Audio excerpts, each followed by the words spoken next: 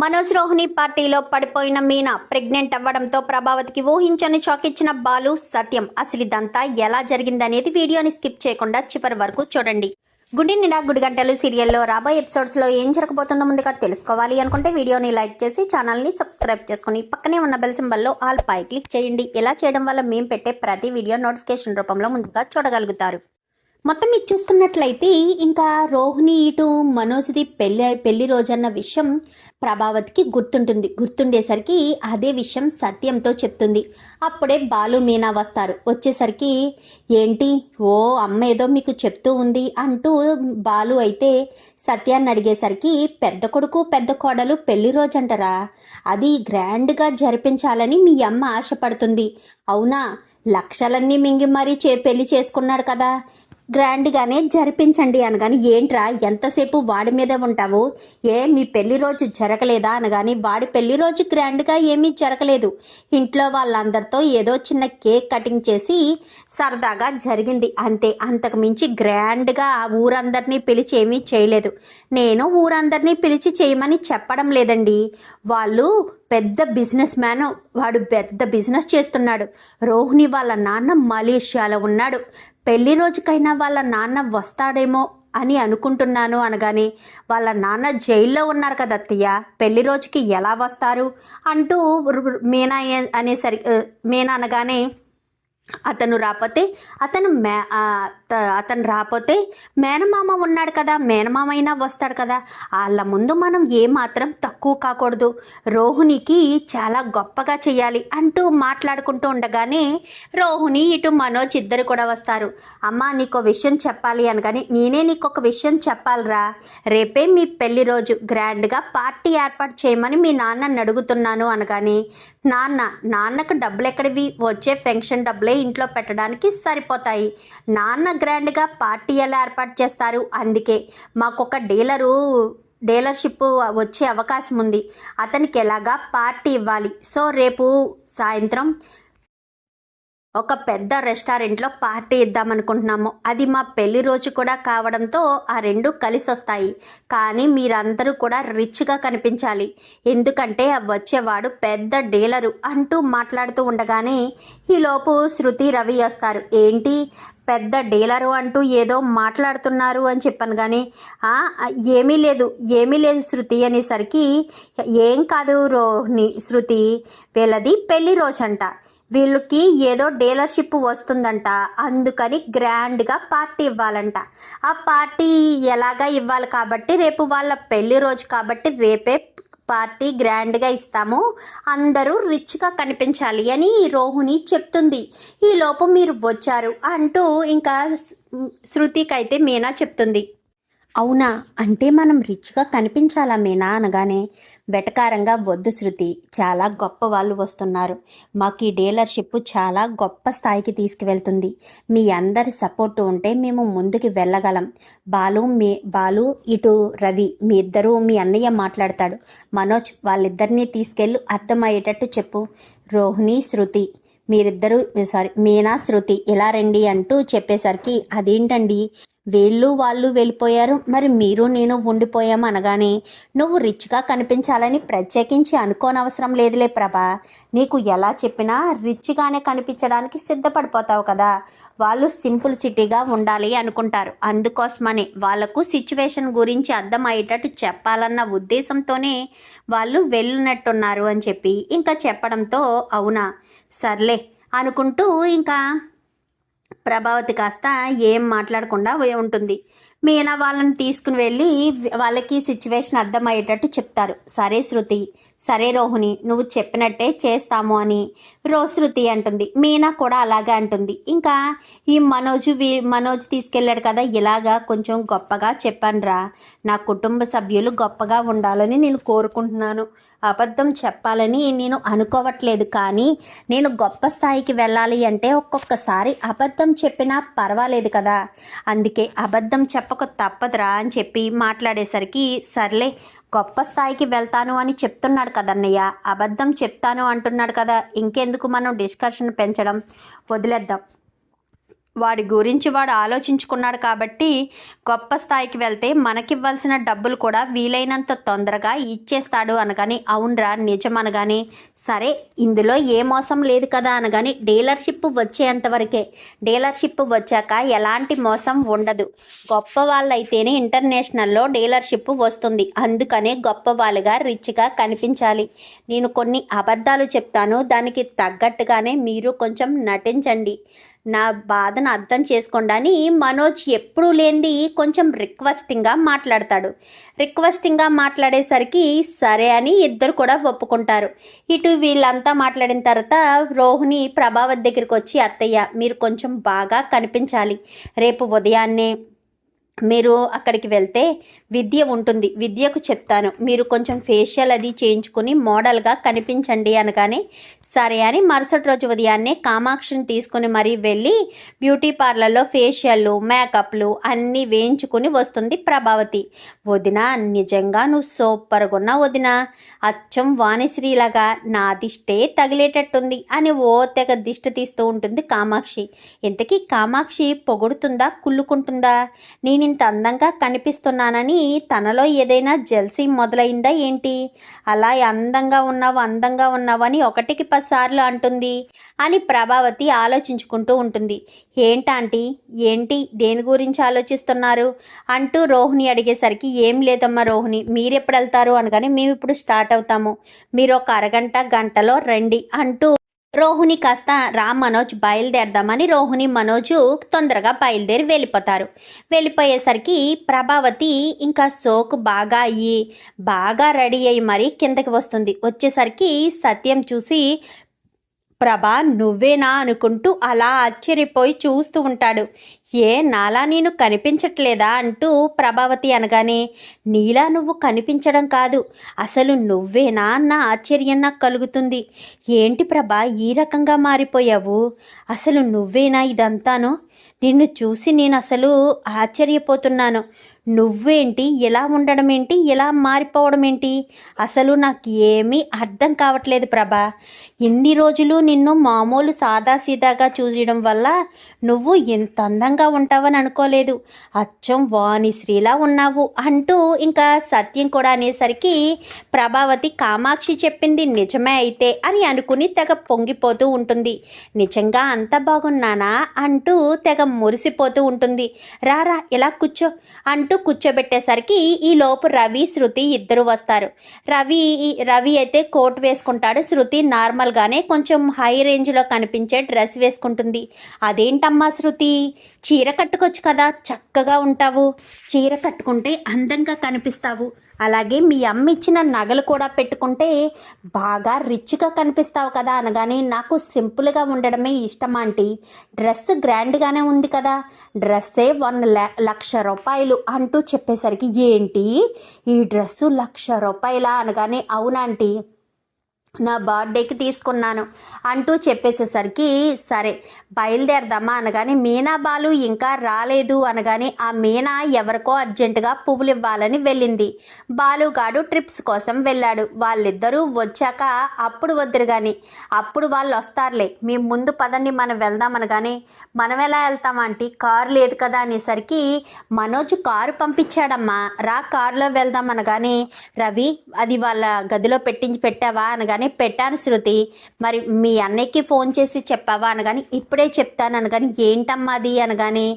ఏమీ లేదులే ఆంటీ అంటూ అందరికీ బయటికి వెళ్ళిపోతుంది. ఇదేంటి ఏమీ లేదంటుంది, గదిలో పెట్టావా అంటుంది, మీ అన్నయ్యకి ఫోన్ చేసి చెప్పావా అంటుంది, ఏంటి అంటే ఏమీ లేదు అంటుంది, ఏంటిదంతా అసలు రోహిణి శృతి బాలు కోసం ఏం తీసుకుని పెట్టావా అని అడుగుతుంది అనుకుంటూ ఇంకా ప్రభావతి కాస్త అనుమానంగానే కిందకు దిగుతుంది.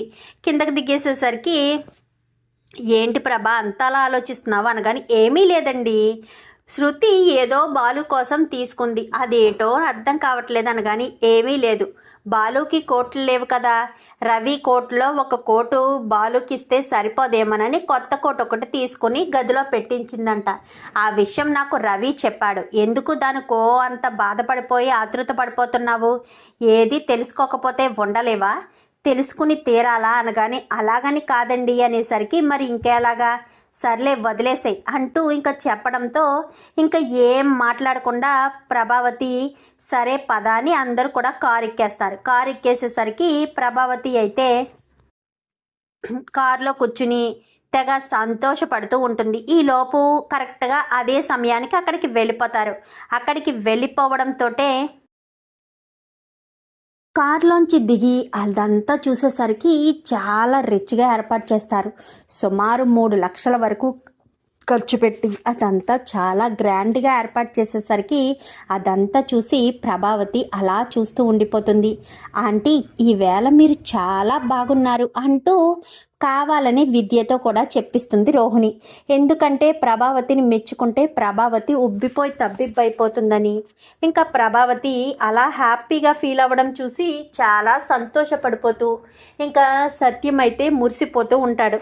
ఇంకా అందరూ వచ్చేస్తారు. అదేంటి మీరందరూ వచ్చారు, మీనా బాలు రాలేదు అనగానే ఆ పూలు అమ్ముకునేది ఎక్కడికో పూలు అమ్ముకోవడానికి వెళ్ళింది, బాలు ఏమో ట్రిప్స్ కోసం వెళ్ళాడు అని చెప్పనేసరికి ఎందుకు ప్రభా అంతలా దారుణంగా మాట్లాడతావు?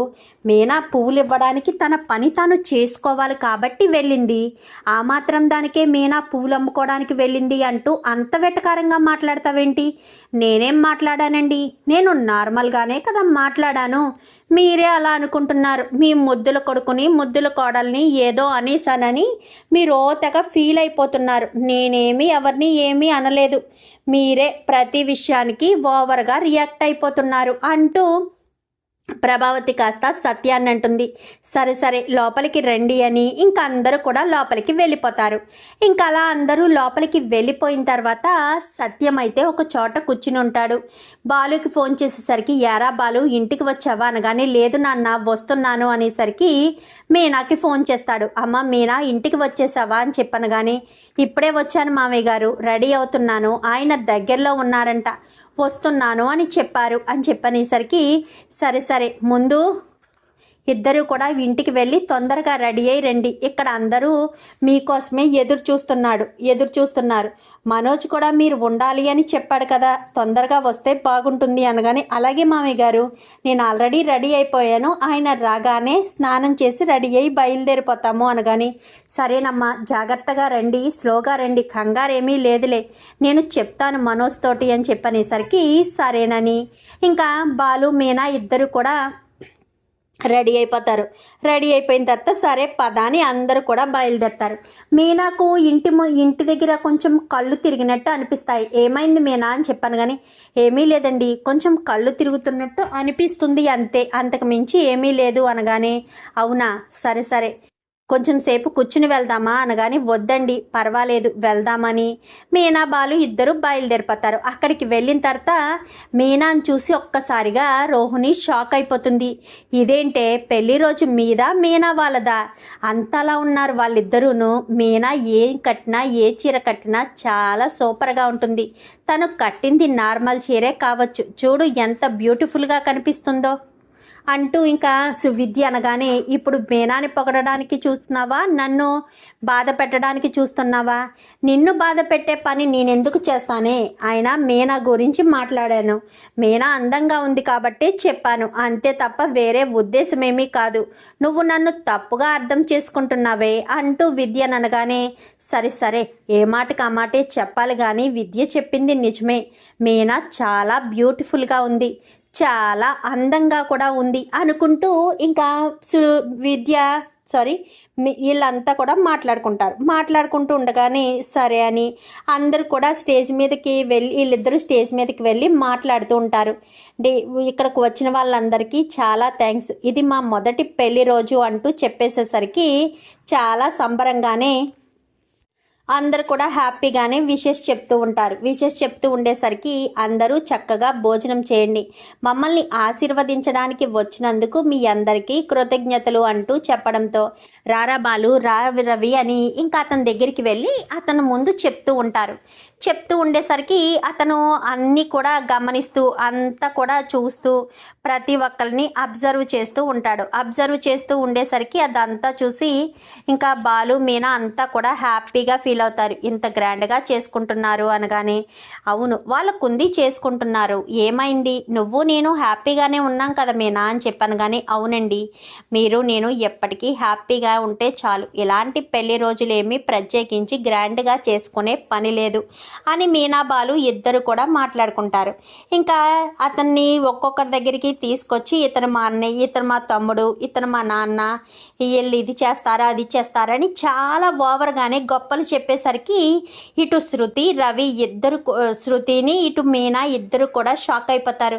ఇన్ని అబద్ధాలు చెప్తున్నారేంటి వీళ్ళు కూడాను అనుకునేసరికి వాళ్ళ అన్నయ్య కోసం ఏదో హెల్ప్ చేస్తున్నారేమోలే, సర్లే వదిలేసే అని చెప్పి ఇంకా ఇద్దరు కూడా అనుకుంటారు. అలా అనుకున్న వాళ్ళు సరే అని ఏం మాట్లాడకుండానే ఉండగానే మీనా బాలు ఇద్దరు నడుచుకుంటూ వెళ్ళేసరికి సడన్గా మీనా కళ్ళు తిరిగి పడిపోబోయేసరికి బాలు పట్టుకుంటాడు. కూర్చో మీనా అనేసరికి కూర్చుంటుంది. కూర్చోవడంతో స్టేజ్ మీద వీళ్ళిద్దరూ ఉన్నారు కదా, స్టేజ్ మీదకి వెళ్ళి ఫ్యామిలీ అంతా ఫోటో తీయించుకోవచ్చని అందరూ, అంటే బాలు, మనోజు, వీళ్ళందరూ, రవి, వీళ్ళంతా కూడా సత్యం వాళ్ళు అంతా కలిసి స్టేజ్ మీదకి వెళ్తారు. స్టేజ్ మీదకి వెళ్ళి ఇలా వాళ్ళని ఆశీర్వదించడానికి రవిని, బాలు మీనా సరిపోరు, రవి శృతి అందరూ చిన్నవాళ్ళే, ఎటొచ్చి సత్యం వీళ్ళే కదా పెద్దవాళ్ళు, వీళ్ళు మాత్రము కామాక్షి వాళ్ళు ఇద్దరు ఆశీర్వదించి అందరూ కలిసి గ్రూప్ ఫోటో తీసుకుంటూ ఉండగా సడన్గా మీనా కళ్ళు తిరిగి పడిపోతుంది. పడిపోయేసరికి అందరూ కూడా కింద స్టేజ్ దగ్గర కూర్చున్న వాళ్ళంతా కూడా లేచి నిలబడిపోతారు. నిలబడిపోయేసరికి ఏమైంది ఏమైంది అనగానే, ఇక్కడ ఎవరైనా డాక్టర్ ఉన్నారా అని చెప్పి ఇంకా శృతి అనేసరికి నేను డాక్టర్నేనమ్మా అనుకుంటూ గబగబా స్టేజ్ దగ్గరికి వస్తుంది. వచ్చేసరికి ఏమైందో చూడండి ఒకసారి అనగానే, ఒకసారి కొంచెం అందరూ దూరంగా జరుగుతారా, తనకి కొంచెం గాలి ఆడనివ్వండి అనగానే సరేనని తను బ్యాగ్లో కారులో ఉన్న సెతస్కోప్ అది తెప్పించుకుని గబగబా చెక్ చేస్తూ ఉండేసరికి ఈ అమ్మాయి అనగానే నా భార్యనండి అనేసరికి కంగ్రాచులేషన్స్ బాబు, తను తల్లి కాబోతుంది, నువ్వు తండ్రివి కాబోతున్నావు అనగానే ఒక్కసారిగా ప్రభావతి నోరెళ్ళబెడుతుంది. నోరెళ్ళబెట్టేసరికి ఏమైంది ఏమైంది అంటూ మాట్లాడడంతో అది అనగానే మీనా ప్రెగ్నెంట్ కాబోతుంది ప్రభా అని చెప్పాను. కానీ ఒక్కసారిగా షాక్ అయిపోతుంది. రోహిణి, మనోజు, ఇటు ప్రభావతి వీళ్ళ ముగ్గురు కూడా మొహాల్లో రంగులు మారిపోతాయి. మీనా ప్రెగ్నెంట్ కావడం ఏంటి, ఇప్పుడు మా అత్తగారి ముఖంలో రంగులు మారిపోయాయి, ఇప్పుడు మా అత్తగారు నన్ను వదిలిపెడుతుందా, ఇదే మాట పట్టుకుని వేలాడుతూ ఉంటుంది, ఇప్పుడు నేను ఏం చేయాలి అని రోహిణి అనుకుంటూ ఉండగానే ఈ అమ్మాయి చాలా నీరసంగా ఉంది, కొంచెం అలా కింద కూర్చోపెట్టండి లేదా ఏదైనా రూమ్లో ఉంటే రూమ్లో పడుకోబెట్టండి అనగానే ఆ రూమ్ ఖాళీ అని చెప్పనేసరికి ఆ రూమ్లోకి తీసుకెళ్ళి ఇంకా రోహిణిని మీనానైతే పడుకోబెడతారు. ఇంకా పడుకోబెట్టేసరికి ఇంకా బాలు ఆనందానికి అవధులు ఉండవు. నాన్న నాన్న అని చెప్పాను. కానీ ఒరే బాలు, మనం ఇంటికి వెళ్ళాక మాట్లాడుకుందాం, ఇప్పుడు కొంచెం సైలెంట్గా ఉందాం, అసలే మీ అమ్మ మొహంలో రంగులు చూసావా, ఓ కారాలు మిరియాలు నోరేస్తూ ఉంటుంది అనగానే సరే నాన్న అని బాలు కొంచెం సైలెంట్ అవుతాడు. సైలెంట్ అయ్యేసరికి ఇంకా శృతి అయితే మీనా పక్కనే నుంచుని, మీనా ఏం కాదు కదా, ఏం కాలేదు కదా, బాగానే ఉన్నావు కదా అనగానే నేను బాగానే ఉన్నాను, నువ్వు నా గురించి ఏమీ టెన్షన్ పడకు శృతి అంటూ ఇంకా చెప్పడంతో ఇంకా సంతోషంగానే ఎంతో హ్యాపీగా అయితే ఉంటారు. హ్యాపీగా ఉండేసరికి ఇంకా ఇంటికి వస్తారు. ఇంటికి వచ్చిన తర్వాత అమ్మ మీనా, మంచి శుభవార్త చెప్పావమ్మా, నువ్వు తల్లి కాబోతున్నానన్న విషయం చెప్పావు, చాలా సంతోషంగా ఉంది అంటూ చెప్పేసేసరికి చాలా థ్యాంక్స్ మామయ్య అని ఇంకా మీనా అయితే అందరికీ థ్యాంక్స్ చెప్పుకుంటుంటుంది. ప్రభావతి మాత్రం ఇదంతా చూసి తట్టుకోలేకపోతుంది.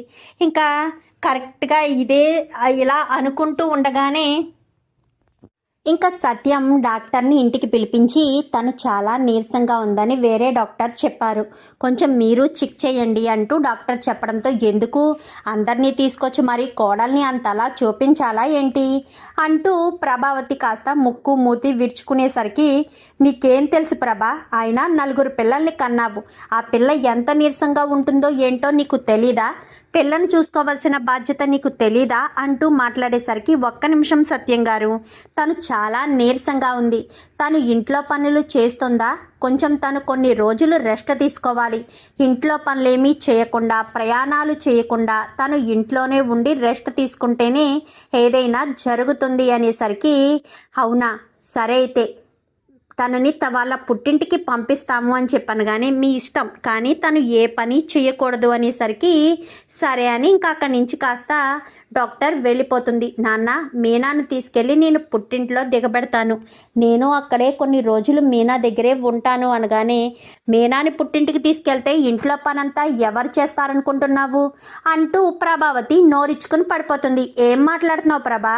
అసలు నీకు బుద్ధి జ్ఞానం ఉందా? తను కడుపుతో ఉంది, పైగా డాక్టర్ నీ కళ్ళ ముందే చెప్పింది కదా తను చాలా నీరసంగా ఉంది, కొన్ని నెలల పాటు రెస్ట్ తీసుకోవాలని. ఇక్కడ మీనా రెస్ట్ తీసుకున్నా నువ్వు తీసుకోనివ్వవు, అందుకే బాలు తన పుట్టింట్లో దిగబెట్టి వస్తాను అని చెప్తున్నాడు. అందులో తప్పేముంది? ఆయన, ఒరే నువ్వు నీ భార్యను తీసుకుని పుట్టింటికి వెళ్ళు, ఇక్కడ ఎవరికి ఏం కావాలితే వాళ్ళే చేసుకుంటారు, లేదంటే వాళ్ళిద్దరికీ ఈ ముద్దుల అత్తగారు చేసి పెడుతుంది. ఆ మాత్రం చేసి పెట్టలేదా?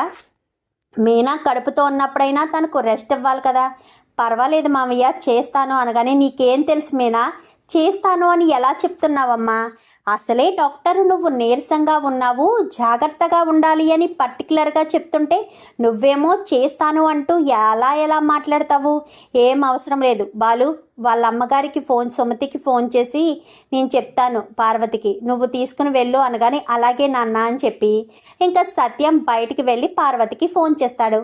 అమ్మ పార్వతి అనగానే, చెప్పండి అన్నయ్య, నువ్వు అమ్మమ్మవు కాబోతున్నావమ్మా అని చెప్పనేసరికి, ఏంటన్నయ్య మీరు చెప్పేది నిజమా? అవునమ్మా, కానీ మీనా చాలా నీరసంగా ఉందని, తను కొన్ని రోజులు బెడ్ రెస్ట్ తీసుకోవాలని, తను ఏ పని చేయకూడదని చెప్పారు అనగానే, తను ఆ ఇంట్లో ఉంటే పని చేయకుండా ఉండడం కుదరదు కదన్నయ్య అని చెప్పనేసరికి, అందుకే కదా బాలుతో పాటు మీనాని పంపిస్తున్నాను. మీనా కొన్ని నెలలు అక్కడే ఉంటుంది, ఎవరైనా మీనాని చూడాలనుకుంటే అక్కడికే వచ్చి చూస్తాము అని చెప్పి ఇంకా సత్యం చెప్పేసరికి, పోనీలేండి అన్నయ్య, మీనా ఈ రకంగా అయినా మా ఇంటికి వచ్చి కొన్ని రోజులు ఉంటుంది, అంతకు మించిన సంతోషం మాకే ఉంది.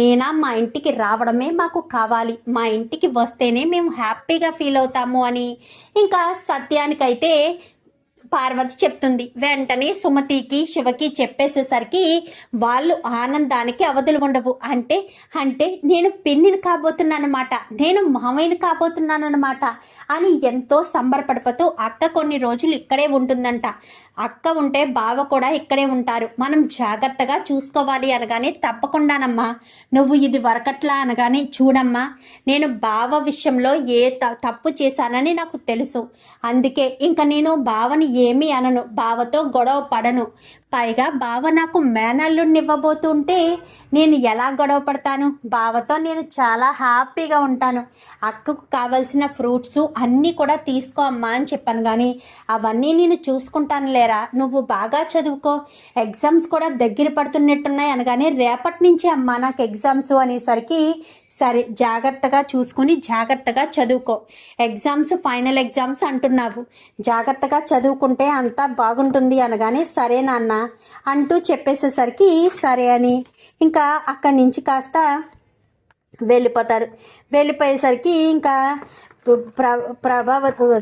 పార్వతికి చాలా సంతోషం అనిపించి గబగబా కొన్ని పువ్వులు తీసుకెళ్ళి దేవుడికి ఇచ్చి, ఏంటమ్మా పార్వతి అంత సంతోషంగా ఉన్నావు, మీనా కడుపుతో ఉందని ఫోన్ వచ్చింది పంతులు గారు అనగానే, అవునా నిజంగానా, మీనా నిజంగా కడుపుతో ఉందా, మంచి శుభవార్త చెప్పావమ్మా అని చెప్పనేసరికి, అవును మీనా కడుపుతో ఉందంట, అందుకోసమనే పూజ చెయ్యండి, మీనా కడుపులో ఉన్న బిడ్డకు ఏ ప్రమాదం జరగకూడదు, మీనా కడుపులోని బిడ్డ కూడా క్షేమంగా ఉండాలి అనగానే, తప్పకుండానమ్మా, మీనా లాంటి మంచి మనసున్న అమ్మాయికి అంతా మంచే జరుగుతుంది, ఆ భగవంతుడు ఎప్పుడూ తనకి తోడుగా ఉండి తనని చాలా జాగ్రత్తగా చూసుకుంటాడు అని చెప్పి ఇంకా పార్వతికి అయితే పంతులు గారు చెప్తారు.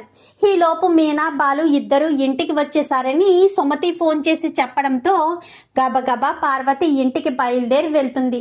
ఇంక ఈ రకంగా ప్రభావతికి సత్యము బాలు ఊహించని షాక్ ఇస్తారు. ఎందుకంటే మీనా కడుపుతో ఉంటే పుట్టింటికి వెళ్ళిపోయింది. ఇప్పుడు ఇంట్లో చాకరీ అంతా ప్రభావతి చేయాలి. కాఫీ పెట్టడం దగ్గర నుంచి ఇల్లు ఓడవడం, తడిగుడ్లు పెట్టడం, బట్టలు ఉతకడం, ఒకటేంటి మీనా పని మనిషిలా చేసిన ప్రతి పని కూడా ప్రభావతే చేయడం వల్ల ఒక్కసారిగా ప్రభావతి డీలా పడిపోతుంది. చూద్దాం మరి రాబోయే ఎపిసోడ్స్లో ఇలాగే జరగాలని మీరు కూడా కోరుకుంటే వీడియో నచ్చితే లైక్ చేసి ఛానల్ని సబ్స్క్రైబ్ చేసుకోండి. Thank you for watching.